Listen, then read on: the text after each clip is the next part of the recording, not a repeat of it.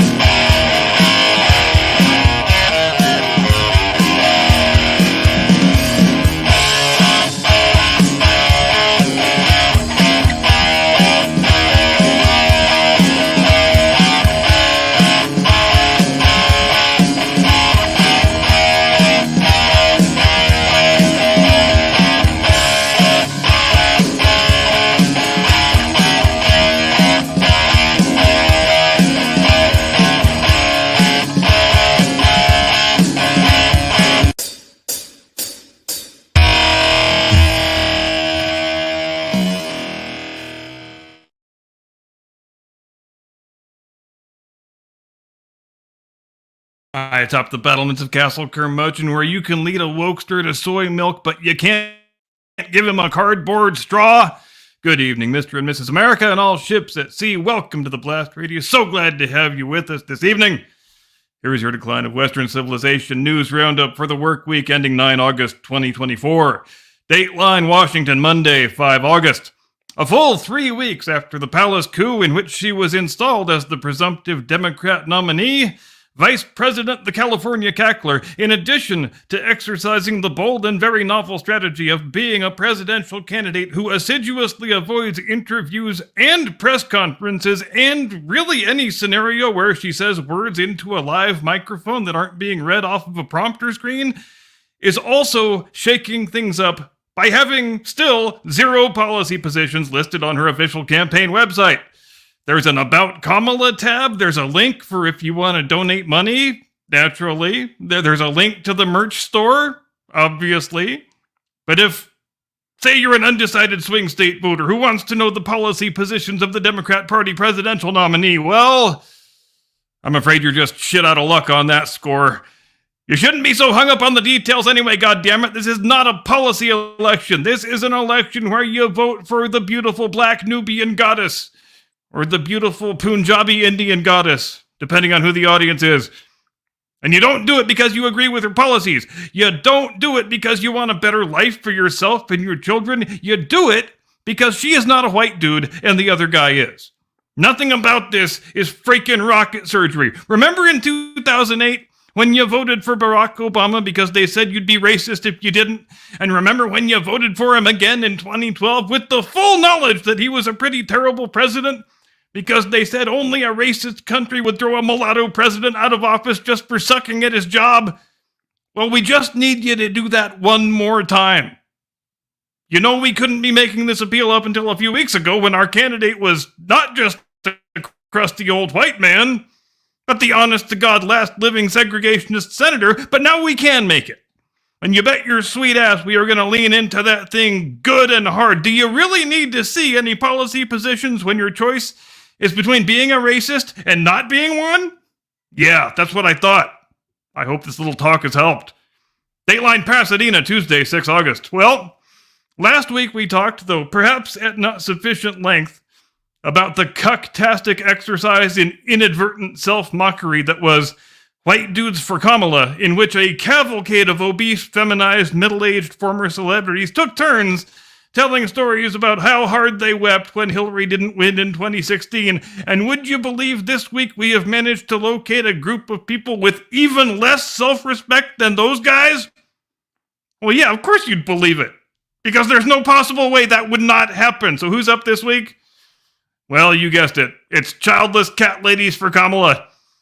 Joel Pollack of Breitbart News reports that this week at something called CatCon in Pasadena, which evidently is some sort of annual Woodstock for sad, lonely spinster ladies who prefer feline companionship to the humankind, some attendees showed up wearing Childless Cat Ladies for Kamala t-shirts and expressing their fervent displeasure with Republican vice presidential nominee Senator J.D. Vance for his pretty well-reasoned and fairly highly accurate characterization of their community. And I feel like I can't be the only one who saw the irony in all that. Or J.D. Vance said a thing about childless cat ladies, and all the childless cat ladies responded by acting exactly like childless cat ladies, playing up to the stereotype like it's going out of style. I think Nicole Wallace actually came close to coughing up a hairball live on the air. Remember Angela from The Office? Remember the Office episode where she went home and licked her cats and everybody watched her do it on the nanny cam?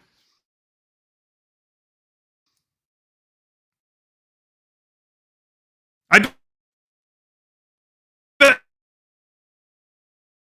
Nicole Wallace goes home each night and licks her 14 cats. Fake controversy. What did J.D. Vance say that was really so uproariously controversial?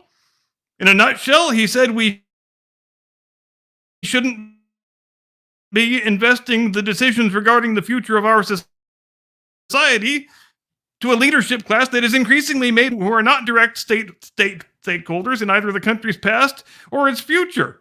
And yeah, if I'm Kamala Harris, that probably hits a little bit too close to home for comfort because it describes her to a T. And we have sure as shit never had a major party presidential nominee with 0 American ancestors and 0 American children. If she wants to be seen as a historic and unprecedented type of candidate, then let's talk about all the ways in which she is historic and unprecedented, shall we? Rather than just the ones that she would prefer to talk about. Dateline Washington, Wednesday, 7 August. In this week's installment of our ongoing series entitled, No, You Don't Hate the Media Enough, and They Really Are Fake News, NPR issued a report this week because, of course, it had to be NPR, saying, while trying very admirably to keep a straight face about the whole thing, that Democrats across the fruited plain are embracing and making into a badge of honor the Tampon Tim sobriquet that has been bestowed by the internet upon Governor Tim Walz, and not without good reason, since he is, in point of fact, the only governor in U.S. history who has signed his name to a legislative act mandating feminine hygiene products in the elementary school boys' room. Because Tim Walz is a man who has got his priorities straight, goddammit, and he wants everybody to understand that nothing says feminism like a dude sticking a tampon up his ass. Or, as the case may be, a dude punching a lady in the face, which reminds me of a couple things. Number one, the Olympics are still going on, but I think they're mercifully close to being over. But for those of us who don't have TV and wouldn't be watching the thing even if we did, it's difficult to keep track sometimes. And number two, yes, I know it's going to come as a shock, but the big hulking dude from Algeria did, in fact, win the gold medal in the freestyle domestic violence event. Imagine that. A dude enters a punching contest against a bunch of ladies, and the dude winds up winning. What'll they think of next? Now, after NPR put out this ridiculous piece about Tampon Tim being a badge of honor that any man should be more than proud to wear, you can probably guess what happened next. That's right, every wacky wokester in the whole Twitterverse decided to pile on and not just endorse NPR's thesis, but double down on it in some ways that, Christ, let's just say people who were born with one shred of self-awareness would never, in total seriousness, type these words and blast them out to the whole planet. And the one who outdid all the others, in the opinion of this reporter, was someone named Monica Hess, who apparently works at the Washington Post. I know. I'm as surprised as you are. Whoever would have guessed that it would be WAPO? Here's what Monica tweeted. And I need to preface this by saying I'm not making this up for satirical purposes. This is 100% real from an actual professional journalismer. Quote, since hashtag Tampon Tim is trending, I'll point out that in high school, any boy who casually was like, oh, you got your period? I stashed a pad from the bathroom in my backpack in case one of my friends needed it. That boy would be king stud. That boy would be drowning in prom invites. End quote. And I'm not going to comment any further on that one. It deserves to stand as a monument to itself, I think. Don't you?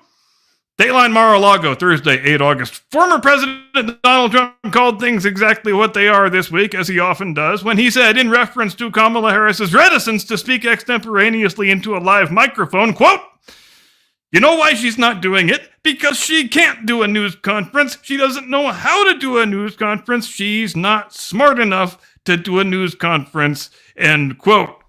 And he is not wrong about any of those things. For those fans who are keeping score at home, I believe it's 21 days now, 3 full weeks in other words, since Mrs. Emhoff was anointed Biden's successor, and the closest she has come to doing an interview or a press conference was to say that she hopes to schedule an interview by the end of the month. Not actually do an interview, mind you, but schedule one.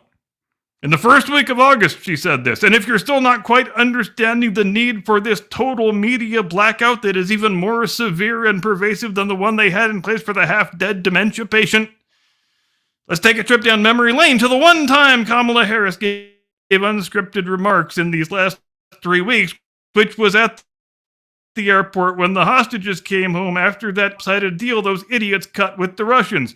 You want soaring rhetoric? You are not ready for my girl Kamala.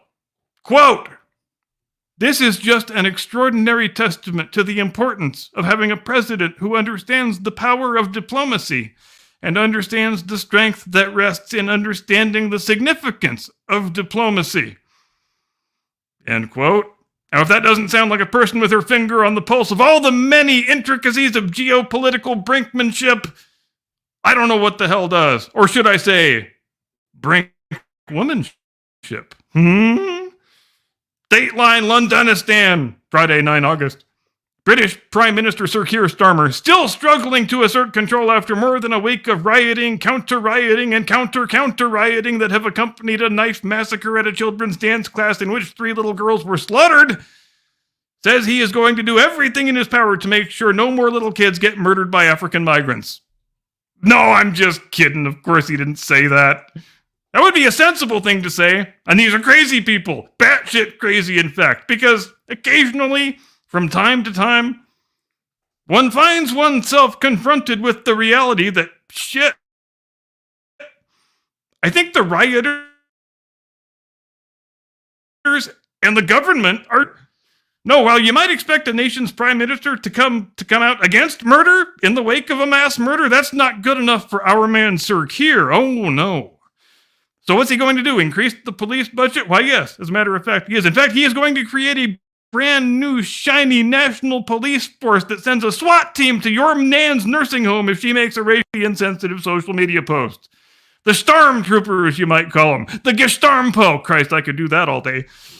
A sane leader might say, we won't tolerate children being murdered. What does this guy say? We won't tolerate Islamophobia and online hate. And I just saw last night, maybe you saw it too, where some loony Labor MP actually threatened that he was going to have Americans extradited and jailed for violating dumb British Orwellian speech codes. And am I the only one who feels like Orwellian doesn't go far enough anymore? I feel like we need a new adjective. I feel like if Orwell was here with us today, he'd say, this is freaking bonkers, chaps. I never saw anything like this. What kind of freak do I look like? And like a wise man once said, I think that's just about all I've got to say about that. But you know what?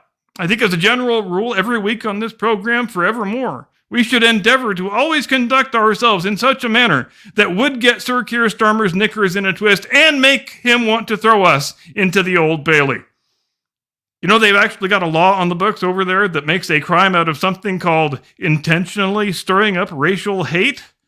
Like, that is the actual wording of the statute. I am not making that up, which is impressive because that's multi-level thought crime right there. You have to prove the perpetrator intended to cause unapproved thoughts in the mind of some hypothetical person or people somewhere, and that the unapproved thoughts actually happened in the mind of some presumably real individual. Like I said, Orwell would look at that and he would say, I got nothing.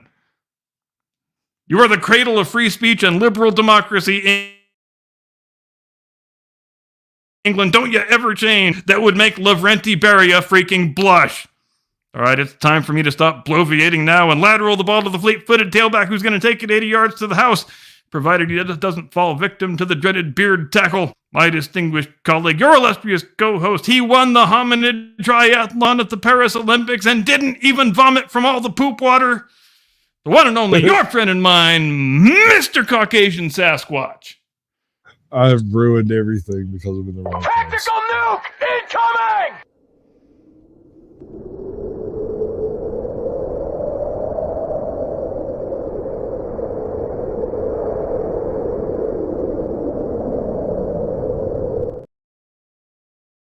I didn't do the thing. It didn't do it. Everything's clicky tonight. Good evening, ladies and gentlemen. Welcome to the Blast Radius, where every now and then we actually do something right. Swear to God, just stick around. You'll see one happen eventually. So tonight we have Tulsi Gabbard on a flight watch list.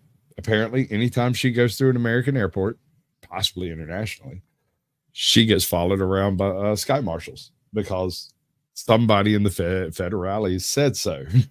For no other reason. We're going to go into that and a few other things. Hey, Jay. What's good, y'all? What's good? Hello, Jay. Opening statements you want to do?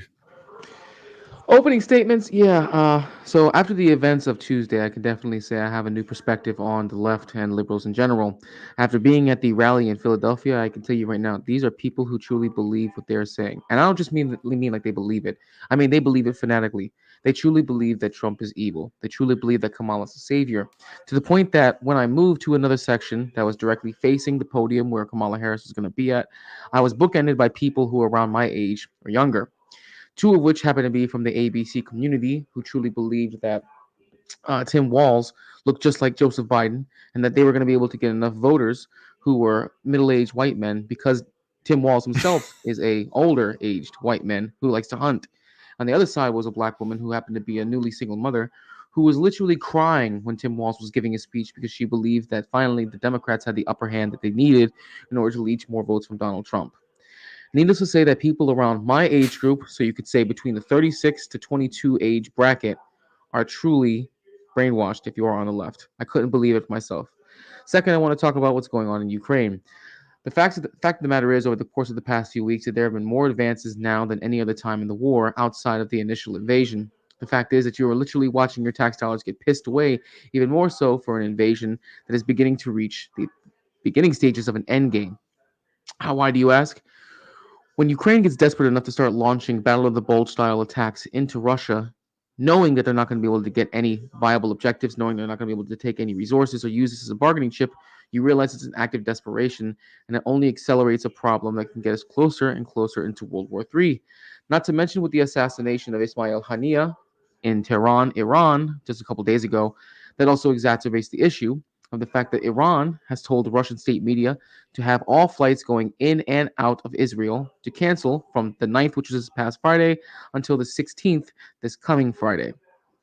Needless to say, if an event like that is to happen, you will most undoubtedly see U.S. forces, possibly even boots on the ground, in Tehran this year.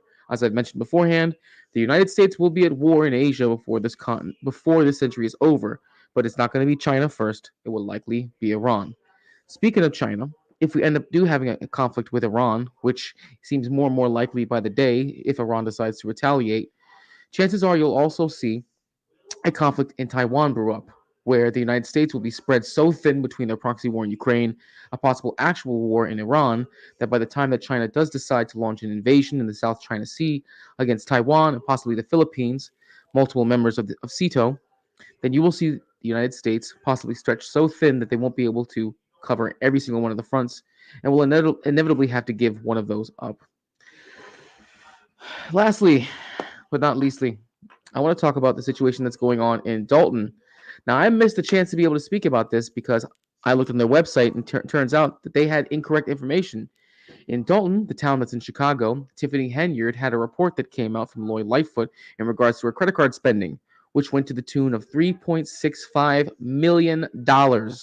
Since that report came out in a special town meeting that Lori Lightfoot held herself in Chicago, Tiffany Henyard has been nowhere to be found. In fact, multiple news sources that were local have went to her office. Several of her offices, actually, where she's both mayor and supervisor, have contacted her directly and have heard nothing.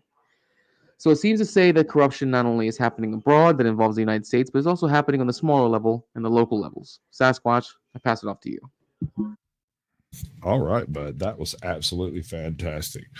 Most amazing part of the program so far. So, Yep. we got a few choices of a few topics. Where do we go first? I kind of want to talk about this Henyard bit because I've been looking into some of that. I've got a video over here about that, I think. Let me check and make sure they got it right. Oh, no. Trust me, bro.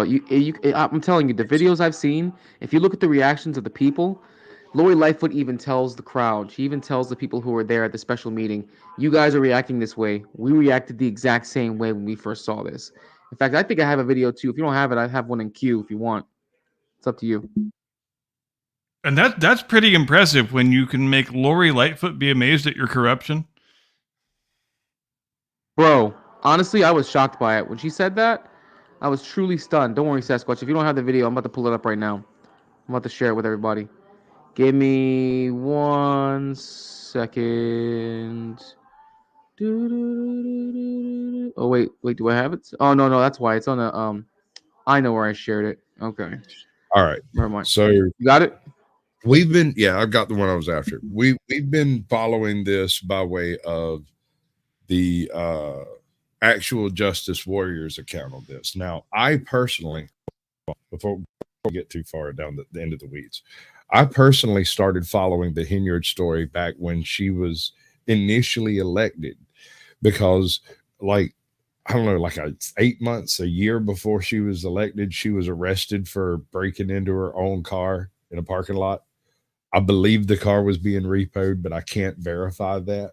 That's just some of the stories I heard going around about that arrest. So that is an alleged kind of thing, but she broke into her own car, was arrested for it, convicted for it, pled guilty for it, as I understand, and then was elected mayor and then city comptroller or whatever it is of Dalton. Supervisor. City supervisor. Yeah, so she became super mayor. I believe it. That's a story that's got super mayor energy as far as I'm concerned. Right? So from the very beginning, I was over here screaming. Have y'all seen what this chick is doing? She's got the Joker beat on being absolutely outlandish, man. She's a WWE villain. she's amazing. Like, look at this. And I'm the one that turned Barney onto it. Midlife Bro Logic. It's true. She is more. I think you just nailed it when you said she is a pro wrestling character, because that's exactly the sort of aura that she tries to affect, far more so than the aura of an elected official. It's really kind of amazing. Right. So the most recent thing that's come out is, what was it? A $64,000 in one day done by a individual from apparently the Dalton Police Department. No. So what you're referring to is the overtime that was paid out to the Dalton police chief. He had $96,000 of overtime. That's not even the worst of it, though. So two of the officers who are part of her personal detail, because keep in mind, she treats the Dalton Police Department as if they're her personal secret service. One of them had $108,000, and the other one had $114,000 in overtime alone. That's just OT. That's not even base salary. That means these guys were pushing up to $200K a year for their base salaries. That was insane. Not to mention the $96K that the police chief received. Yeah, as I recall, they were turning in a bunch of weeks where they had every single calendar week. Oh, it gets worse than that, dude. It is being worked. Tiffany Henyard was found apparently. Nothing suspicious there. $40,000 They found $40,000 of Amazon expenses that cannot be accounted for. $40,000 charged onto a card. They have no idea where that money is. There's a bunch of shenanigans going on over there. And she was I have a video, taking. by the way, Sasquatch. I have a video in case you'd like me to show it. backstage, or you can share it as a screen. I'm going to let the actual Justice Warrior do a little bit of justice to this because it's absolutely absurd, and I love his take on it. Loyal viewers of this channel, my name is Sean, and right now, as I speak, the local news segment talking about the super mayor going missing after the Lightfoot report has dropped is number 7 trending on YouTube. Number 7 on the platform of YouTube. Think about that. When Nate the Lawyer, Hannibal is Hungry, myself, and a few other That's YouTubers impressive.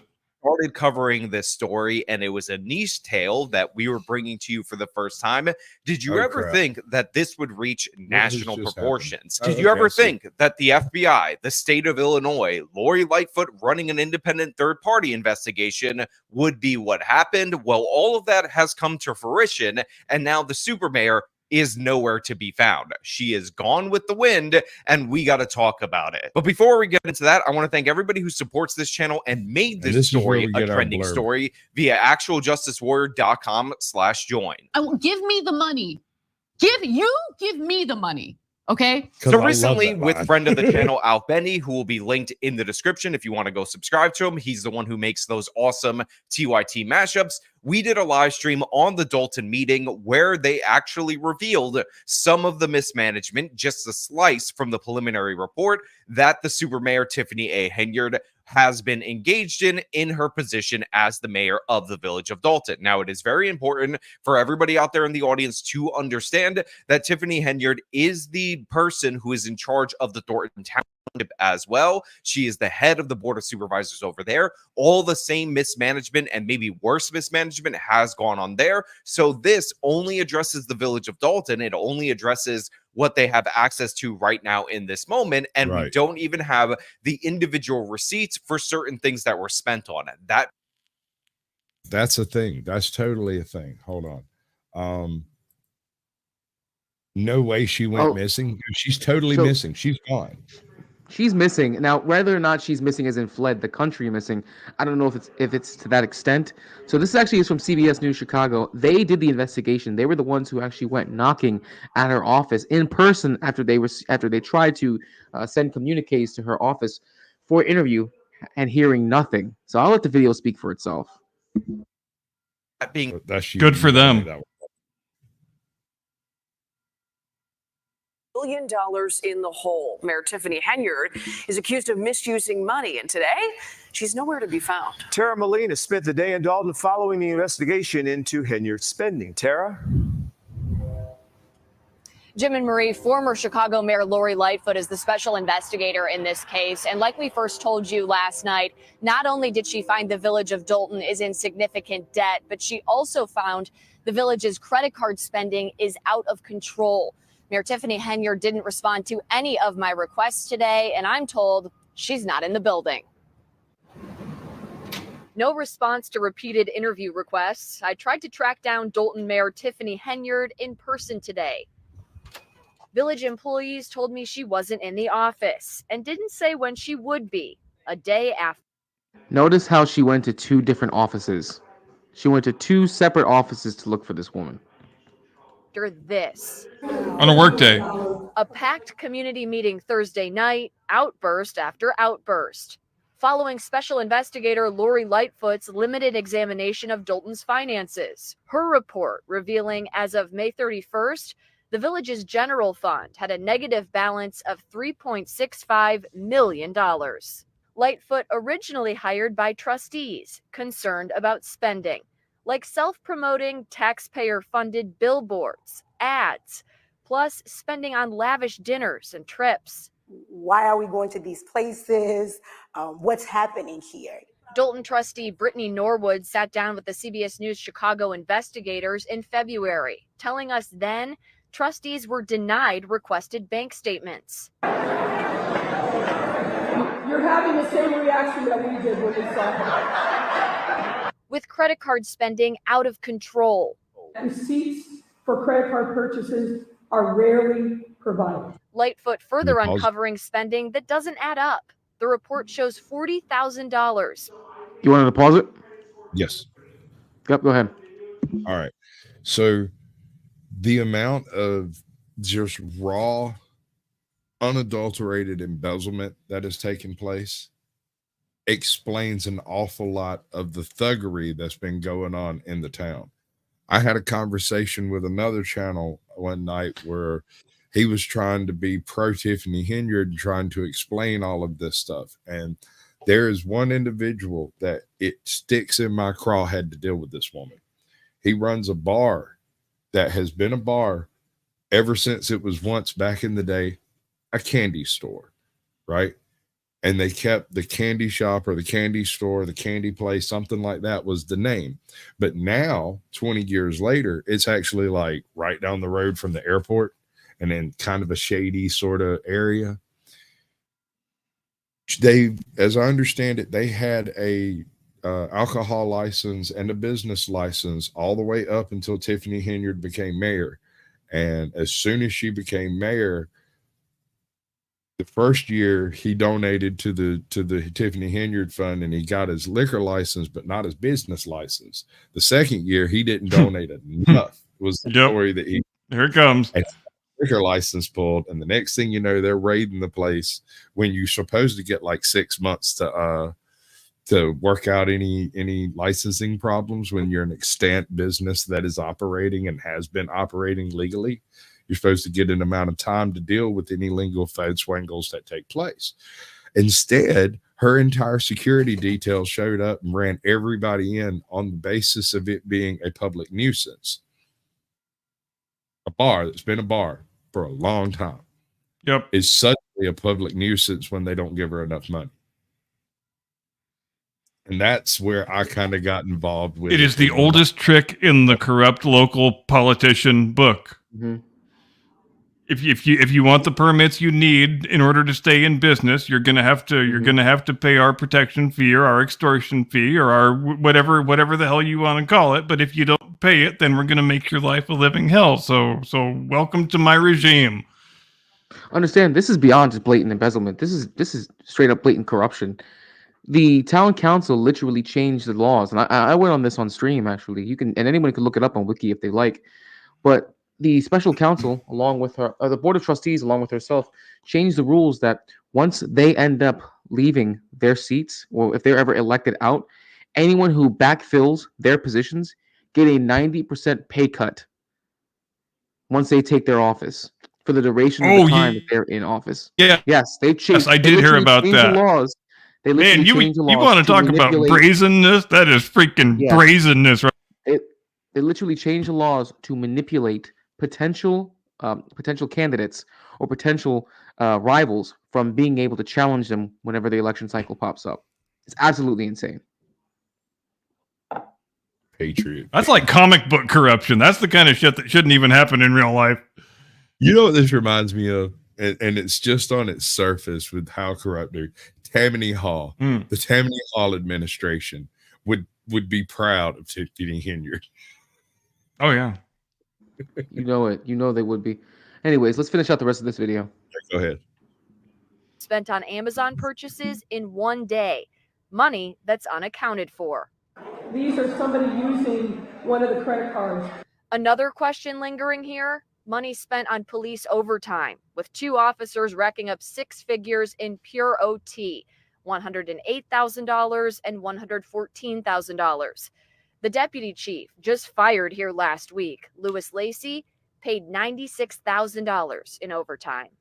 The village has been unable to pay all of its monthly expenditures with available cash balance. I reached all of the village's trustees in reporting this story today. As of right now, I have not heard back from one of them. Of course, we also haven't heard back from Mayor Tiffany Henyard. If any of that changes, we'll update the story that's up on our website right now, where you can find all of our coverage of these issues here in Dolton. Reporting live in Dolton this afternoon, I'm Tara Molina, CBS News, Chicago. Tara, thank you. Amazing. Absolutely amazing. We know Beyond about that investment, Lacey guy. it's We've seen him before. So he was getting paid almost 100 large a year, and he was spending most of his days just running around intimidating people on behalf of the super mayor. Allegedly. Well, not just her, or not just Allegedly. him rather, but guess what? It would also be his closest entourage or his closest officers. Mhm. You keep in mind only the officers who are closest to. Oh yeah, it's closest a tenured, yep. and those who are with the program are going to be. Everybody wants a spot on that goon squad. That's what I'm saying. Yeah, all of them who are within the inner circle within Tiffany Henyard's detail are the only ones who are going to be getting that overtime cut. Right. And But- honestly, that's just two officers that they mentioned. That's just two officers they mentioned, and the deputy chief. Go ahead. Also, you got to consider, as long as the check clears. That's been my motto most of my life. When it comes to a job, I look at the situation to determine the likelihood that that check's going to clear. Once it does, the job gets done. So I'm sure some thugs have a work ethic too.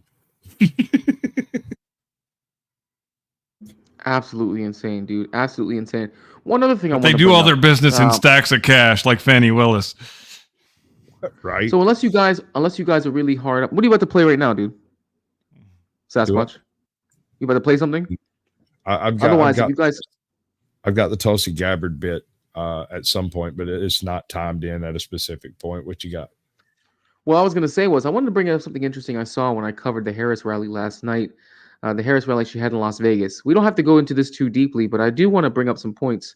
Oh, so as you guys know, yes, I wanted to bring this up actually. I wanted to bring this up because I covered it and noticed it in real time, and I brought it up, in fact, to a very well-known detractor. Let's go to Kaleidoscope. A very well-known detractor on my channel, who you also know, Sasquatch. You see him from time to time. He never camps up.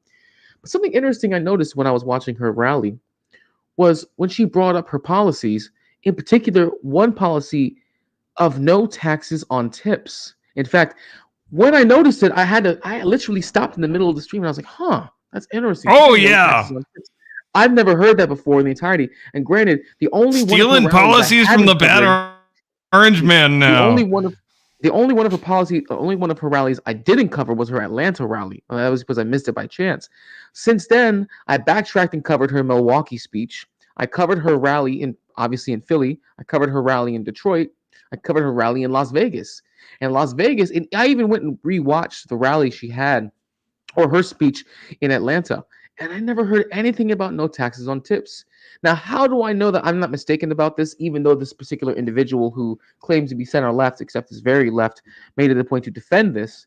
Well, I went to several news sources, CNN, MSNBC, and the article I have pulled up already, NBC, have all notated that she literally, and I quote, and this is from NBC, Vice President Kamala Harris pledged Saturday to eliminate taxes on tipped wages for service, matching a proposal from former President Donald Trump. Turns out now we're even policy biting. Who'da thunk it? Who'da thunk it? It's on the Chiron down here. Mhm. That's one of the things. Yes, and also on that note, I mean, you'll notice also that they've just in the last couple days, some of her surrogates have started saying, well, no, she doesn't need to do interviews and press conferences because she's doing these big, huge rallies. Have you seen how big these rallies are? And I just want to pump the brakes for a second and say that, wait, aren't these all the same people who have been telling us for nearly a decade now, ever since Trump entered political life, that his love of huge rallies is a sure sign of his authoritarian fascist leanings, and now they're just pulling that line. Just no self-awareness at all, not a single shred of it, and it's so delicious. I love it. I can't get enough of it. Eventually, you're going to get to the point where Trump's not even going to make any points whatsoever. He's not going to have to do any more talking points or have any more policies. He can just basically talk on stage, BS, and be like, guys, you don't have to worry about me saying any of my policies. I'm sure Kamala will say in one of her rallies. I'm just going to take all of her policies and apply them to mine. That's good. That's pretty good, dude. I can't do that. I'm so proud of you. Listen, that's all he's going to have to do at this point. One other thing I do find interesting is a poll that I noticed when I was watching. Go ahead, Cap. Go ahead, Cap. No, you go ahead. One other thing I found interesting was when I watched. I was watching No, CNN when I was at the gym on Friday, ahead. and I saw that there was a poll that they brought up from CNN. Actually, not the poll from CNN, but a poll from Fox News when they interviewed RFK. Apparently, RFK does in fact recognize that he's leeching 5.5 worth of points from Donald Trump just from being an independent candidate in this race, and that half of that 5.5 would vote for Kamala Harris if he were to drop out. And he's still not considering either dropping out or endorsing Trump, even though he acknowledged during this interview on Fox News that it's because of Trump he got his security detail. I find that interesting. You would think that RFK would think to throw Trump an oop, throw him a bone at least for the fact that he showed him some love. But guess it's not reciprocal. Go ahead, Cap. Well, it is no end of fascinating to me that the Overton window is such a strange and many splendored thing at this point that RFK Jr., who's the best way to categorize him is probably still as a traditional liberal. He probably has more ideologically in common with Trump, the Republican candidate, this year than he does with his own party's candidate, because they're just completely out to lunch off the leftist reservation now. So anybody like RFK who is still trying their best to be a middle of the road Democrat, even with all the wackiness that sometimes entails, they find themselves out on an island somewhere, almost more of an ideological bedfellow with the bad orange man than with their own party.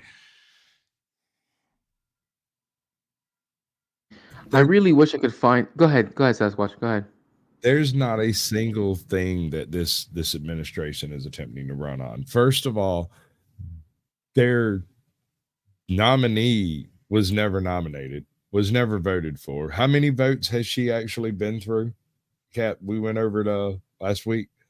It was one actual election and then some stuff in the Senate.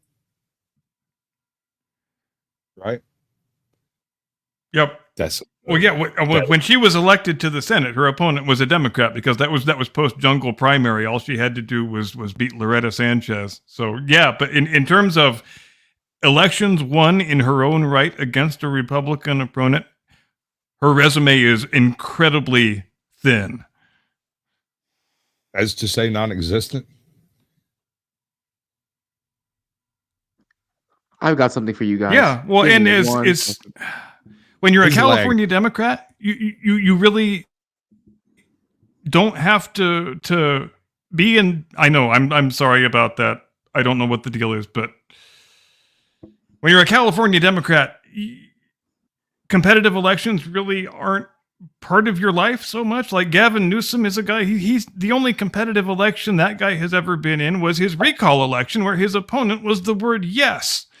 But in terms of when you're a one-party state like California has been for the last 30 years, you don't really have to prove yourself electorally in the same sense that you do in other places, because in a one-party state, you were just anointed up the ladder from one station and you matriculate to the next, to the next, and the next. And so when you then find yourself on the national stage, that's an altogether different thing.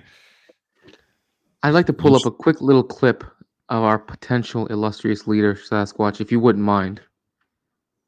Oh, you scare me with these sometimes. Let's see. Oh, don't worry, bro. It's okay. This isn't the spicier part of Telegram. Don't worry. This is the controlled part of Telegram. I got you, bro. We are going to the border. We've been to the border. So this whole thing about the border, we've been to the border. We've been to the border. You haven't been to the border. I haven't been to Europe. We are going to the border. Fuck you, Lester. Right. It's your illustrious leader, y'all. That's your. You know what? It shocked me too because I saw that clip and I'm literally sitting there talking to these people because they're asking me, "Why are you here? So, what do you think about Harris's policy? What do you think about who her running mate is, Tim Walz? What do you think about Harris? Do you think that that Walz is going to make a huge difference?" I was like, "Well, we'll see. I just want to cover it, because a lot of them heard you and I talking on the stream, Sasquatch, when I was sitting down, the first place that I was initially there.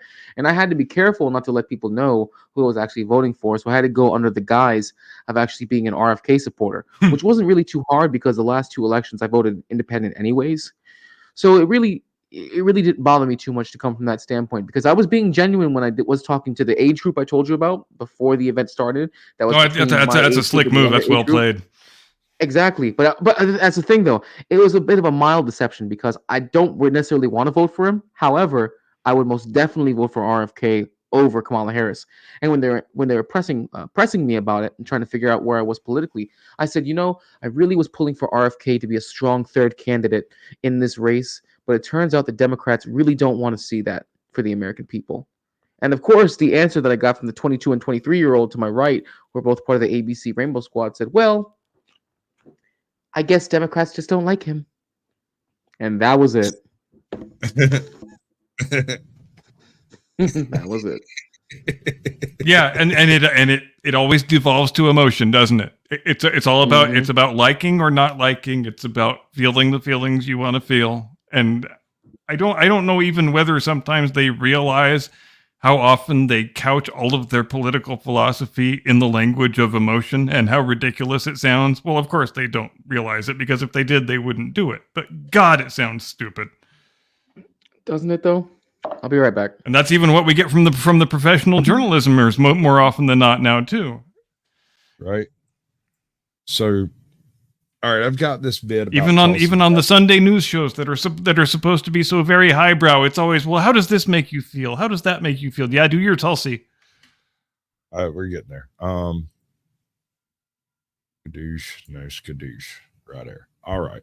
So apparently, Liberty Doll's going to run us through it. Whistleblowers have come forward and report that a former member of Congress and presidential candidate Tulsi Gabbard is on TSA's surveillance list of suspected terrorists. Dun, dun, dun, dun, dun, dun. I love this woman. She's the gray streak that did it. Welcome to the channel. This week, we heard from several federal air marshal whistleblowers with information that former rep and presidential candidate Tulsi Gabbard is currently enrolled in the Quiet Skies program, a TSA surveillance program with its own terrorist watch list. It is a program that allegedly is designed to protect traveling Americans from domestic terrorists, but has also been weaponized against January 6th defendants and their families, including an infant, because his father attended the infamous rally. Really, goddamn insurrectionist baby! An air marshal's wife and a 20-year veteran. So that's one thing I want to kind of speak on right quick. So you expect me to believe that an insurrection that you say took place in America did not involve but one gun that was used against the insurrection? That was the only gun involved? Clearly it was the only one. Yes. And it should also be pointed out at the same time that we've been conditioned to believe for quite some time now that police shooting unarmed protesters from concealed positions with no prior warning is something that we are supposed to revile and be horrified by. But unless it's Ashley Babbitt, then it's totally cool. Then give the guy a fucking medal. But keep in mind. No moral double standards here at all, baby. We literally had about 30 to 40% of Americans on that fateful day last month in Butler, PA, lament the fact that the shooter was only a hair's width off from the bullet being fired. We literally had people last night, in fact, Sasquatch, in fact, you saw the stream I was on early morning, literally had people not only in chat, but on the stream saying, well, guess what? The police or whatever they did their job by shooting those thugs, that they were thugs. Just because that protest got a little bit of rowdy on J6, all of a sudden they were thugs. We literally have a whole portion of our population that is okay with your deletion if you do not follow the party line. Literally, if you commit a thought crime, that thought crime should be punishable by death. A whole portion of the population believes this. And if you fatally shoot, if you fatally shoot a person we don't like, we will give you a medal and a promotion. Mm-hmm. We currently have half of the country that seems to be running on only one policy that I can find. A whole bunch of BS that is unconstitutional, can't possibly happen. But the one thing they want to stand on is we will take their assault rifles. But I have yet to hear a definition of an assault rifle that doesn't include other things. And you're never going to hear one. That's not a thing. I have run it through my head a bajillion times. I got a buddy of mine named Mandatory Carry who is attempting to rewrite the Second Amendment in a way that makes it completely incontrovertible while still eliminating certain weapons of war from civil possession. He's been working on it for 5 years, and he's not a moron. Yeah, he is weird, but he's not a moron. And so if he can't come up with it, as dedicated as I know that man is, I don't think it's out there. So your friend doesn't believe in it's a difficult your friend doesn't task. believe in civilians at all owning or operating automatic weapons? He was trying to utilize the mechanism as the definition for an assault weapon, right? So the thing is you have some that are blowback operated, some that are gas operated, some that are cyclical, and any one of them can be rendered as a semi-automatic by the introduction of a different autoseer. So there's no difference. You're trying to take grandpa's 243 is what it is. That's what. Listen, I believe every American should have the right to own an M134 for home defense. Okay, provided they can afford it. Right. All right. Well, anyway, Tulsi's on a watch list. So is an infant. Just for being in DC, not even the protest, just the city on January 6th. And like most government lists, it's very difficult to get off of. The news first broke as an exclusive. And if Tulsi and the infant teamed up and started their own terrorist cell. As proof. The info first went to Sonia Labasco, the executive director of the Air Marshal National Council, a national advocacy group, a group whose director and president have been vocal about the government classifying innocent Americans as terrorists and adding them to these lists, all willy-nilly, as the government does. They've written countless letters to the Committee on Homeland Security and Government Affairs, the House Homeland Committee, the Committee on the Weaponization of the Federal Government, and the House Oversight Committee, voicing their concerns and even trying to get the program shut down, obviously with no luck. According to Bosco, every flight Gabbard boards also carries 2 explosive detection K9 teams. Bro, that's pretty harsh, man. To be fair, RFK sounds like a human bug zapper orgasming into a box fan, but at least he asks if the box fan is over 18 before he snips his hair. Joe Brandon can't Botox smile out of that one. That's harsh, bro. God, that's so mean. It sounds almost like something I would write. Specialists for explosives, 1 plainclothes TSA supervisor, and 3 federal air marshals, all without her knowledge, and a lot of tax dollars. She says that she has tried to contact Gabbard about this, but so far hasn't had any luck. I'm sure by now that it is starting to get into the news cycle, she has figured it out. Now, before I get into the rest of the details and the proof, at least from the outside, that this is politically motivated, I want to tell you about today's sponsor. They might not be able to get you off a terrorist watch list because no one can, but they are the folks that you want in your corner if you ever find yourself in a self-defense incident. The Attorneys on Retainer program from the Attorneys for Freedom wants to make sure that you are covered for legal defense if a self-defense incident happens. I'm pretty They sure are this is actual a paid lawyers ad. whose job Do it on your for own misdemeanors, a gun-free zone, and that you We don't have every time doll for to get that. We're 50 trying to tell the illegally into news. feds. She endorsed Bernie Sanders in 2016. She endorsed Joe Biden in 2020. She is liked by many independents and libertarians, and even some conservatives, and has fabulous hair, by the way, though historically her positions on universal health care and gun control left a lot to be desired. She has changed her mind on some of those gun control issues and made headlines when she left the Democratic Party in recent years, instead calling herself an independent. She said that the Democrats had become a party of anti-white wokeness that was pitching the country towards a nuclear war. She has been critical of the US's endless wars, interventionism, and has been leaning more conservative in her stances since leaving the party. She even endorsed some Republicans during the 2022 midterm elections, including J.D. Vance and Carrie Lake, has appeared on Fox News and even spoke at CPAC in 2022 and 2024. She has been critical of the government's treatment of January 6th attendees and went so far as to call Adam Schiff himself a domestic terrorist. Can't say that I disagree with her. There were even rumors of her being on Trump's list for VP running mates, though obviously she did not make that final cut. Either way, she's been making some waves. So basically, the Biden administration / deep state, though at this point they are one and the same, probably see her as a dangerous turncoat. But I wouldn't think that those positions are necessarily enough to stick her on a watch list. But then again, Hillary Clinton called her a Russian asset back in 2020, and we all know what happens when you get on the wrong side of Hillary Clinton. And I mean... All right. So what do we think about, like, this Tulsi Gabbard situation? First of all, Dommy Mommy, I'm down. Mm-hmm. Second of all, 10 toes down, right here for it. Yeah, that's definitely smash. How? Well, first point is just I want to talk for a moment about ideological conformity.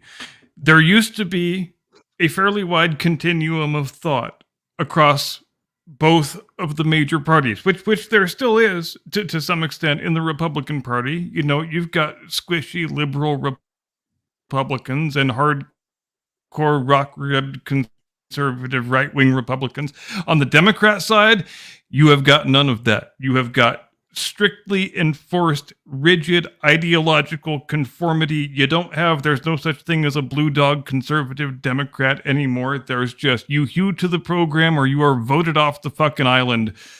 Take your pick. And when you have an imbalance like that, it makes weird things happen with the Overton window. And I think we've all seen the evidence of that very amply in the last, 6 or 7 or 8 or 10 years. Yeah. Did you give me the whole screen because you were expecting a big monologue? I wasn't expecting to do a big monologue. But go ahead. I actually need to do something backstage right quick, and that was a convenient spot to take you. One thing I want to bring up is I think that this really goes to show you that if you don't toe the party line properly, in as far as the left is concerned, as far as Democrats are concerned, they will find a way to come after you. I'm pretty sure that if she had stayed a Democrat, even with her harsh rhetoric towards the Democrat Party, she probably wouldn't be catching the same kind of smoke that she is now. Usually when it comes to Democrats, they're way more vindictive than Republicans are to their quote-unquote traitors. I mean, the Republican Party is full of rhinos, and you don't see anything near as bad as what they're doing now. The fact that she was just in the city, probably on the other side of the city, and wasn't even aware of what was happening until it was already happening, should tell you, if you choose to be a traitor, we will come after you. And the fact that she went from Democrat to independent, for her, she may as well have gone full on Republican. She might as well call herself the most right-wing righty Trump supporter at this point. Yeah, and I think we're all old enough here to remember when there were a lot of pro-life Democrats. Today there are zero. Just to name one issue where there used to be a continuum, and now there is only conformity. It's pretty sad that that the Democrat Party has literally become the party from 1984. Who'd have thunk it, huh? Who'd have thunk it? Go ahead, Sasquatch. I know you want to show us something. It's just some memes from my buddy Acorn Stash. Mm-hmm. He has a great eye for these. They're excellent. Typically, they're top notch. They're not quite Discord memes because are, but you get what I'm saying. He also has an amazing voice for anybody who's interested in that. It did the Trump picture did wind up being it's got a really good. It might be accidental, but it's got a really outstanding photographic composition. This composition looks so fake to me that I don't even really want to talk about it real hard, because the chances of catching that man next to an upside down American flag while he's being shot. Yeah, I know, but I know what you mean. It's so serendipitous, you almost have to be suspicious of it. Yeah, but you know what, man? The entire situation is serendipitous. The entire situation is active God-esque. All of it is. It's 1 in a million. Everything about it is one. There you go, Sasquatch. There you go. There you go, bro. Like, and of course, while you're at it, what was that, Sasquatch? I didn't mean to cut you off. It's hardcore, bro. That picture does more to unfound my certainty of what happened that day than anything else. That and the picture of the bullet. Those two things. What? Yeah. Bother me. Yeah. You know what though? Okay. Listen, since I don't have a tinfoil hat though, I'm gonna keep it off and I'm gonna try and be as logical and as service level about this as possible. I mean, just think about it for a second though. Tons of cameras, all of them have high flash rates, high frame rates. They're going to be taking multiple pictures. And honestly, shout out to the journalists. Shout out to all of them, because I know that they aren't battlefield reporters. But for shots to be going off and for them to not really be ducking, I mean, sure, they're naturally flinching. But if you watch the video, a lot of them are staying focused on the stage, still getting video, still getting shots, no pun intended. You could try 1 million times to get that photograph, even if you knew it was coming, and you would never get it. I mean, that's how serendipitous it was. But keep in mind, they're going to be focusing on the stage, and they're going to be going. I can't say this without sounding punny. They're going to be going rapid fire with all their shots with those cameras. They're going to be trying to catching as many of those photographs as they can in a situation like that. And not one, but 2 perfect pictures came out of it, dude. Not 1, but 2. Honestly, dude. Yeah, I actually had somebody in a comment thread tried to start an argument with me about that. He says, "Oh, okay, so some news photographer just happens to have a high-speed camera right in the front row, and he happens to press the shutter at exactly the right time." And I said, "Dude, what the hell are you talking about? If it was a high-speed camera, we would have a picture of a bullet and not a streak that's this long. And also, if it's a high-speed camera, you still couldn't click the shutter, even if you knew it was coming and get it that perfectly. It just couldn't, sometimes improbable things happen and you just have to accept it." And plus, we're talking about Trump here, so everything with him is serendipitous, it's improbable. Everything about him has a reality TV feel to it. His entire life has had a whole reality TV. Oh yeah, listen, we all love Alessandro Mountain Dew. I forget, it's Alessandro Mountain Dew. Camacho. Was it Camacho? Thank you. Camacho. Wow. 5-time Ultimate SmackDown champion. Everyone loves him. That's the best president of the United States we could ever pick. We have never needed President Camacho to come save us more than we do at this moment. Oh my God. If only, bro. Leaning into the Vermin Supreme category. I want him to come take my guns and give me better guns and change the bullets from shooting bullets to shooting cooked marshmallows. Will he say? I want a gun that dispenses Mountain Dew. Will he agree? Will he agree with me when I ask that? Well, when I tell him that I believe every American has the right to an M134 for home defense. I'm pushing for the home defense nuke myself. Oh man. I won't fall out. Dwayne, there it is. Tactical home defense nuke. Andy Pickle got it. Dwayne, Elizondo, Mountain Dew, Herbert Camacho. Damn, that's an epic name. Camacho, yeah.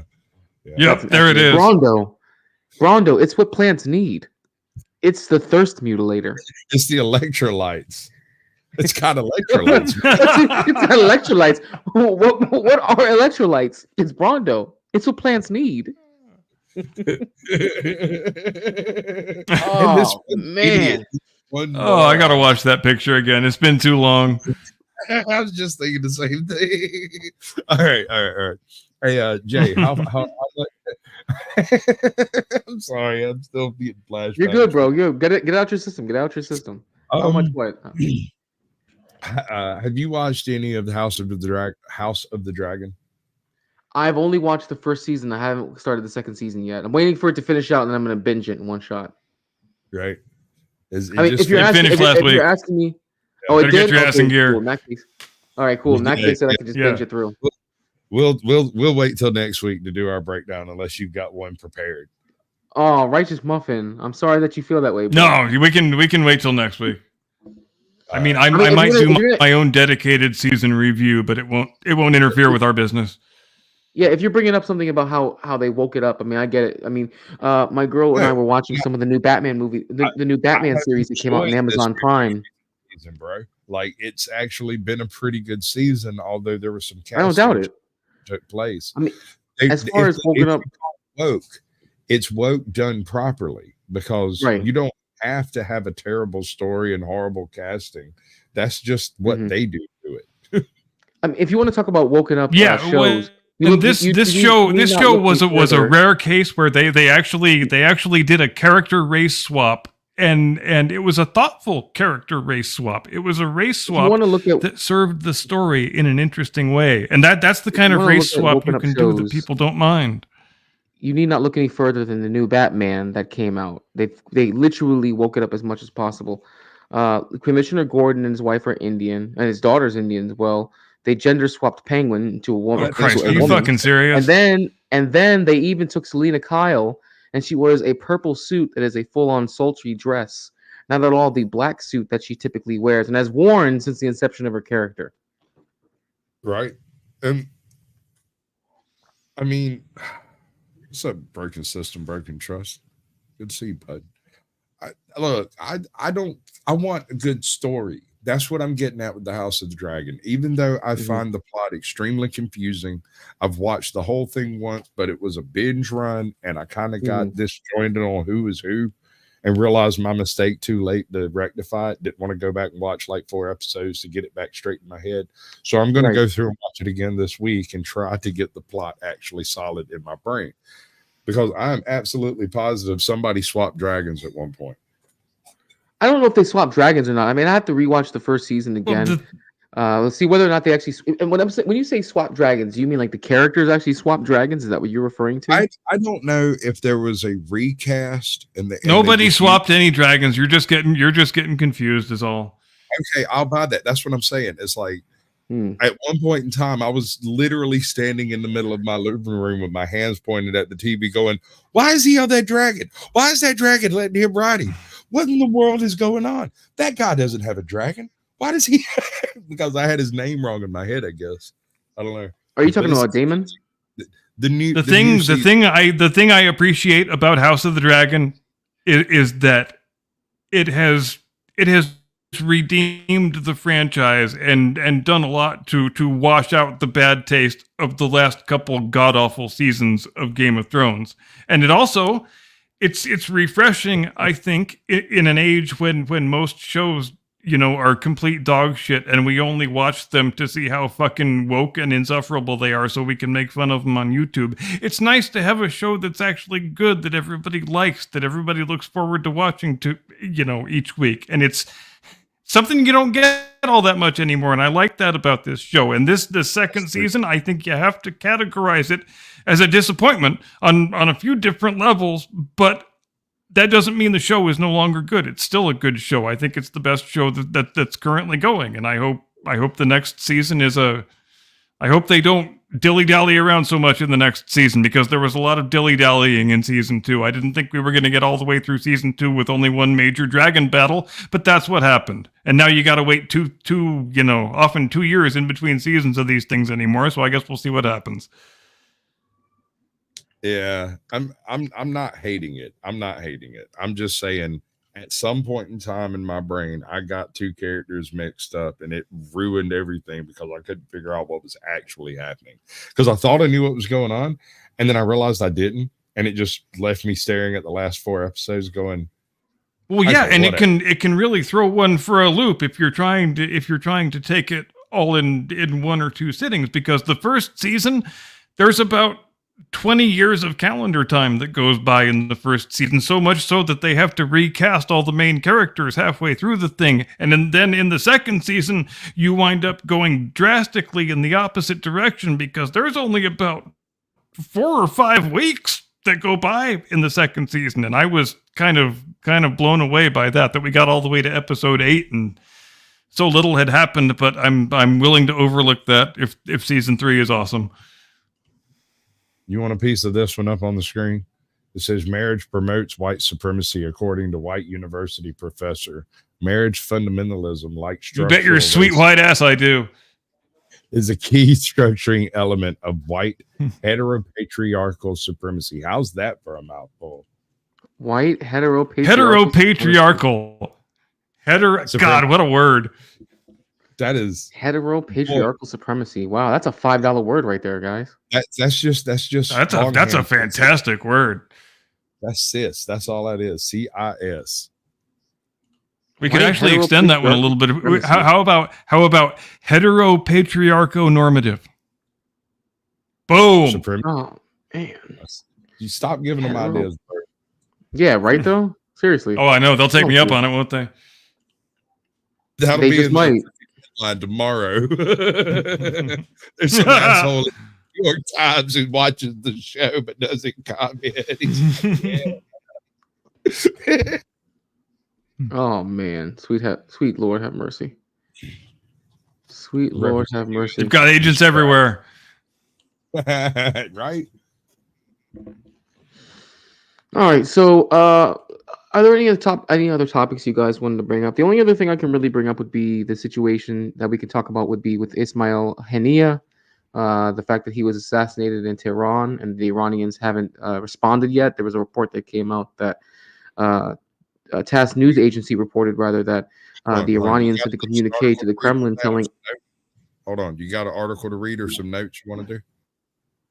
Give me 1 second. I could pull up that, or I could pull up what I've been bringing up for the. I could pull up an article that I've been talking about actually. Let's see, in regards to the counteroffensive into Kursk. I think there's a lag. What are you saying? Do that. I can't hear you. Do the thing. Go ahead. Give me 1 second so I can pull that sucker up. I believe I left it in Telegram. Give me 1 second. I tend to leave a lot of my articles in Telegram or in Facebook. Let me see. Oh, that's Rumble, actually. That's the wrong thing. Give me 1 second, guys. I think I left it in Facebook. I need to pull it up. I like that. That's pretty funny. He says, Which one? make marriage license $50,000, but a divorce for free. Put a divorce for free? Yeah. Oh my God, bro. That is rough. That is freaking rough, man. Anyways. All right. So here we go. We're going to pull this up. This is from Reuters. Give me 1 second. Okay. So we're going to start off, guys. A lot of you might not know. I covered this over the course of the past 2 days. There was a major Ukrainian incursion into the Kursk region that I mentioned earlier, which has ended up being a major escalation in the war. I'm going to pull up an article from Reuters. They're actually one of my favorite news sources, even though they are pretty left-leaning. They're still a British news source. They have a really good interface. If my computer decides to cooperate, let me close out some of these tabs. That might help the process out just a sec. All right, there we go. So here we have Russia fighting intense battles against major Ukrainian incursion. This was updated yesterday at 2:28 p.m. Now, guys, in case you don't know already, I went through the map on my channel. Actually, I think you were there for that, Sasquatch. Over the course of the past 2 hours, we went through every major offensive that's taken place from both the Russians and the Ukrainians throughout the duration of the war in 2024. And this is actually one of the bigger incursions because this is the first time that the UAF, the Ukraine Armed Forces, has actually taken official offensive actions into Russia. So last year, you had a paramilitary organization or a partisan organization called the Freedom of Russia Legion. They were disaffected Russians who were a militia who went to go fight for Ukraine that actually had an offensive into Belgorod. Belgorod is a city that's just outside of Kharkiv. As a result of that, back in May 10th of this year, the day after Russian Victory Day, the Russian armed forces launched an assault of 50,000 troops into the Kharkiv region.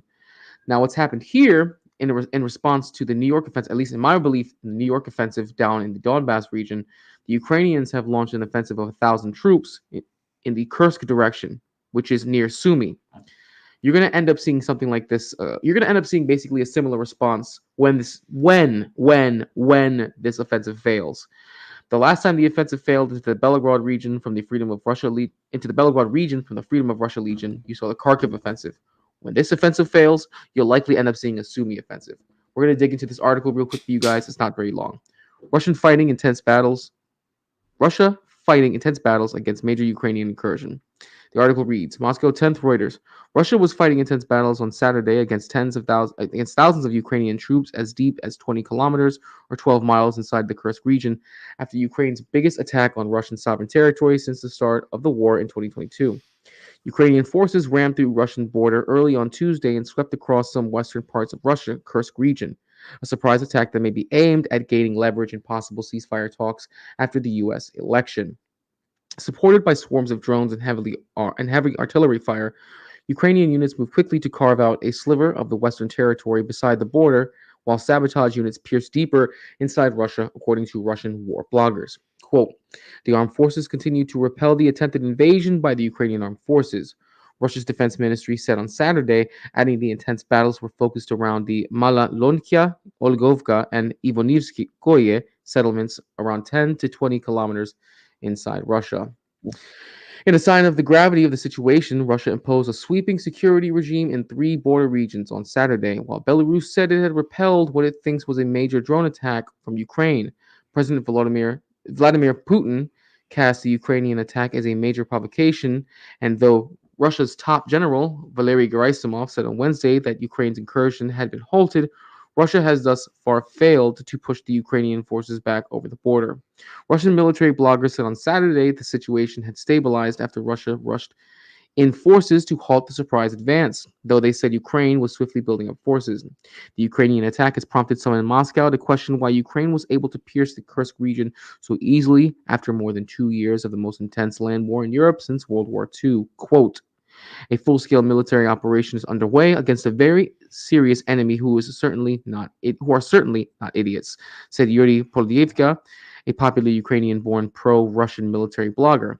He said that Russian aviation had saved the day by pummeling scores of invading Ukrainian units, but also said the truth should be told about the gravity of the situation. So I'm going to pause right there because I'm about halfway through the article. We're at the home stretch of it now, and I want to bring up another screen so you guys can get a better visual about what's going on. Now, what I'm going to pull up is a source that anyone can pull up. It's available on Google. Anyone can get a hold of it. It's not hard to find. It's called Deep State UA Map. In fact, Sasquatch, you're familiar with it. I pulled it up the other night. Yep. I'm going to pull it up again so that way the people in the audience can see what it is I'm talking about. You can get a better understanding of what the region looks like and what has happened. You know, because of how much time I spent looking into the Second World War, I'm fairly confident of my ability to take most of Europe through tank warfare. In theory, you could, but tanks. I mean, this war is showing you that tanks are more vulnerable than they've ever been, especially with drone warfare, especially with the advent of drone warfare becoming so much more prevalent. Now, granted, yes, drone warfare has we do know also that there is no area of the world that lends itself more to massive tank battles than that one. Than Russia does. In fact, Russia has the most artillery pieces on Earth. They actually outnumber U.S. artillery pieces almost 2 to 1. That's the thing. They're both using them wrong. If they were using their tanks appropriately, they wouldn't be sitting ducks the way they are. Okay, so if you look here in this region, okay, the Sudzia region, this is the Kursk salient right here. If you look up this way, this is the capital, or this is actually the capital of the Oblast. This is the Kursk Oblast. Think of it Oblast as like a state. Okay. Now this is as of the 11th of today, the 11th, August 2024. Now we're going to go back. This is the Oblast radius, you know. Correct. Yes, it is. So once you go back to the 7th, the 7th was Tuesday. There was nothing here. In fact, when you move forward, you can see that's the extent that they've gotten so far. Now, when I come here and I pull up the map and I actually draw through, this is where Ukrainian forces actually pulled through. Here, here, here, here. Now, what they haven't done yet is push through here. This area is largely, it's largely been untouched. So since then, what other Miller bloggers that I've noticed, what have they done, or what other told me is that the Russians actually stopped them along this area here. This seems to be the area where there's most of the Russian counteroffensives. Now they actually started doing counteroffensive into Severdivko, and here in the Makonivka region. But for the most part, these areas are pretty stabilized. The chances of them being able to push through and break through. I'm really bad at saying these words. Kashaya Loknaya. No, you're doing great. Where I heard last. Yeah, I'm doing my best here, man. I'm telling you. When these Miller bloggers say these words, they kind of just flow with it. So they probably recite this shit. But the last I heard that in this area, that's where the heaviest clashes were in between the Russians and Ukrainians. If they're not able to break through and get through this major salient and this highway, chances are you're going to see them get pushed all the way back across the border. And if that ends up happening, don't be surprised if you see the Sumy region, which is over here. This is Sumy. Okay, this is the entire Sumy area oblast. Okay, if they end up failing here at this attack, okay, you're going to end up seeing the Sumy. Mistaken. This is the Sumy Oblast. If they fail in this offensive here, you're going to see the Russians likely do what they did over here in Kharkiv. The Kharkiv region, okay, this is the Kharkiv Oblast. That's the city. That's how far the green is how far the Russians got at the initial part of the invasion. Okay. Now, like I mentioned, May 10th, this is when the offensive started in Kharkiv. And that was in response to partisan attacks by Freedom of Russia Legion into the Belgorod Oblast. So what you're going to end up seeing is pretty much a repeat. Because of this incursion in the Sudza, you'll likely end up seeing Russians repel them from here and then end up turning around and sweeping through this road and this salient here. They'll probably attack here from the north, if I had to guess, and here probably from the east. I know that those are really bad arrows, so apologies. I'm not really used to drawing on a computer screen. But that's really your update. That's the biggest thing that's been going on in the war right now. I could go over the rest of the map. No, you're fine. This is excellent tactical analysis. I love it. But I could go over more of the map, but there are a lot of different salients. If you don't really follow the war, then me talking about the other offensives that are going on right now isn't really going to help you any. Mostly because a lot of the offensives are mini offensives. In fact, Russia has instead opted for instead of taking the old World War II aero offensive route, and something similar to what the Ukrainians did in October of 22 in the Kharkiv and Kherson offensives, which were two big blows, actually. A lot of people, myself included, thought that the war may turn around at that point, that you actually might see the Ukrainians win. The Russians have instead opted for death by 1,000 cuts. So rather than have one or two giant offensives like you've seen the Ukrainians do in October of 22, in June of 23, and now, of course, in August of 24, the Russians have done death by 1,000 cuts. So imagine you have 10 to 15 different areas, 10 to 15 different sectors, all of which have mini offensives going on at the same time. And they're all gaining ground. Not a lot. 1 kilometer, 2 kilometers, 3 kilometers here each day. But you figure if you have 15 different offensive areas, each of them taking 1 to 3 kilometers each day, well, after a month, that really tends to add up, don't you think? It does. It does. One issue I have with this entire methodology I see it use here, I don't see any benefit to Ukraine extending the area they have to defend. There is absolutely no bonus, no trading cards, no chips, no pogs, no points going to anybody who takes ground from Russia in this theater. Without the plan to go to Moscow, you're just peeing up a rope. So my theory is this. My theory is that the reason why they attacked into the Kursk Oblast, because it's the adjacent oblast to Belgorod. Belgorod is where you see the offensive going into Kharkiv, or in Kharkiv city. So the theory, I think, is they pushed through into that area to try and alleviate the pressure in Kharkiv, and therefore cause the troops that are right now in the New York area. By the way, they do have a town called New York. That's where the major offensive for the Russians is taking place right now. That in the Avdiivka region, and the Avdiivka front. They want to alleviate troops from those fronts to have them backfill going into Kharkiv, have the troops going from Kharkiv to go into Kursk to backfill those areas to try and push those troops back. Because the truth be told, there's video of this. The Ukrainians actually have done a pretty decent job. They've pushed about 20 kilometers in. And they've actually taken a few hundred troops prisoner.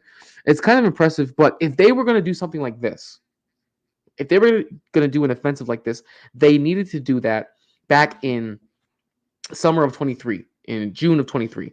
So what they needed to do, instead of attacking the Zaporizhia Oblast, and that was with a big counteroffensive. I don't know how much you guys know. It was a big counteroffensive. There were a bunch of pictures of destroyed tanks and infantry fighting vehicles. You probably saw the videos. Probably saw the New York Times post, or the New York Times post, not the New York Times post. What's the other one? Actually, I think it was the New York Times. They had put out an article about that where there. No. It was a New York it was a New York newspaper. I think it was New York Times. I think I might have been right about that. They had put out a news article about a shitload of Ukrainian vehicles that were destroyed that were donated from the United States and the UK and France and Germany. And there was a giant picture of all of them clustered up and all destroyed. That was that offensive that occurred last year. All those resources and all those men that they wasted in that offensive should have been used for this offensive. Because if the front was that porous going into the Russian border, and they were able to pour 40,000 troops along with several hundred vehicles into that kind of front, they could have actually taken Kursk then. Now you have a real bargaining chip. Now you can go to the negotiation table and say, hey, listen, we're actually on the doorstep. Now, not on the doorstep of Moscow. The Russians will never let them get that far. But the fact that they could take a city, a well-renowned city that they were able to repel Nazi Germany from back in World War II, and say, hey, listen, we took this city back. The city is symbolic to you. You want it back? We'll go 1 for 1. That's what you could have brought to the trading table. That's what you could have brought as a bargaining chip to the negotiating table. I hear what you're saying, but there is, and I think we would be remiss in not mentioning also that I'm sorry. Go ahead, Squatch. There is no win in taking Russian territory without taking something worth either a ceasefire or something along those lines. Unless you can stop the war from happening, any advance is just temporary and just on the heels of our money. That's it. Mm-hmm. That's all it is making a show to try to say, hey, and what we're seeing right now, and the thing I think we would be remiss in not mentioning is that here we have a post-Soviet border dispute in which all of the strategic decisions are being taken according to what happens in a presidential election in the United States. And that is the reality of how the geostrategic political balance of power works when you are the world's only superpower. For now, but that might change. I think after Trump, we might end up seeing the parity that that our adversaries want to have. Oh, wow. We are slowly losing our grip on our hegemon status. We got a almost 3-minute outro that we're going to do tonight. Captain Curmudgeon has produced another lovely video for us, which I think everybody will enjoy because it's so funny to me when he does this stuff. So that we don't go over time, Jay, let's start with you. All right, guys. Thank you so much for everyone having me here.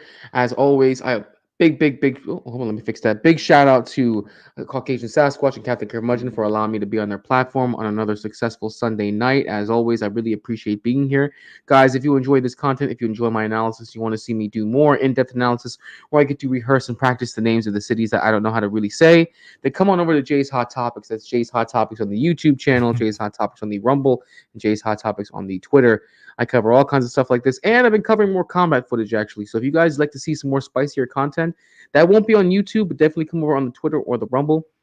I'm going to be doing more coverage of geopolitics, especially Ukraine war, possibly a war with Iran, most definitely any conflicts that we have with China. I'm also going to be covering, of course, more election coverage, more campaign coverage, whether that be Trump, Harris, or RFK if he ever decides to hold a rally. I would actually love to cover RFK's rallies if you ever get the chance to see those. And of course, I'll be covering more about finance. We're going to have ourselves a CPI report. We're also going to have the jobs report come out tomorrow. Keep in mind, guys, you should be paying attention to that because it does affect your pockets. Once again, I appreciate both the gentlemen that I got a chance to work with tonight, and I'll pass it back on to Curmudgeon. I'm Cap, he's Squatch, he's Jay. Play the song. All right, bud. We'll do that thing. Ladies and gentlemen, I give you the song.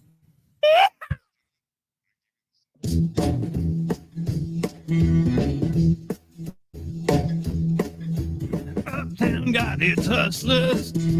St. Paul got its bums. 15th Street's got big tin walls, and he's a game-shooting son of a gun. Yeah, he's big and dumb as that Biden bum. What was it, Frank, who gives a toss? And when the bad folks go to the state house, you know they call Tampon Timmy boss just because. And they say you don't steal a cat lady's vape. You don't misgender any hymns. You don't go and castrate a fucking perfect stranger, and you don't mess with Tampon Tim.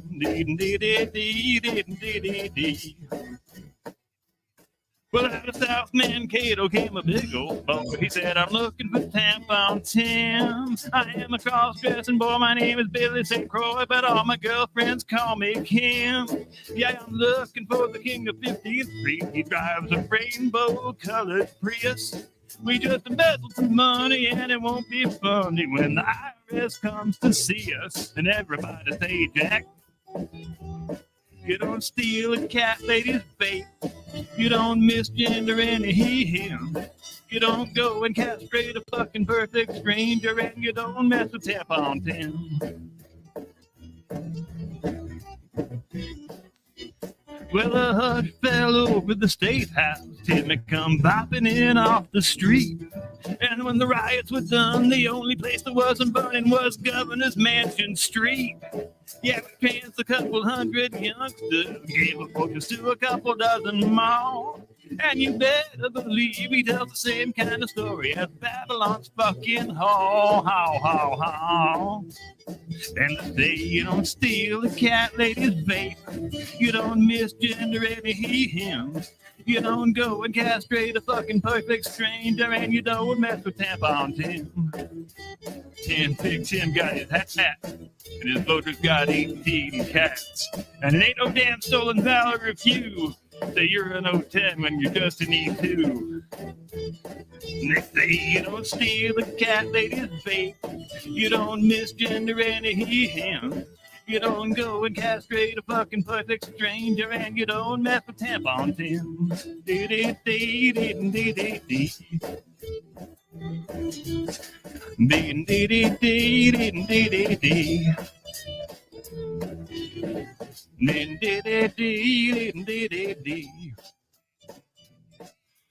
That's absolutely beautiful. So, y'all come back now. You hear?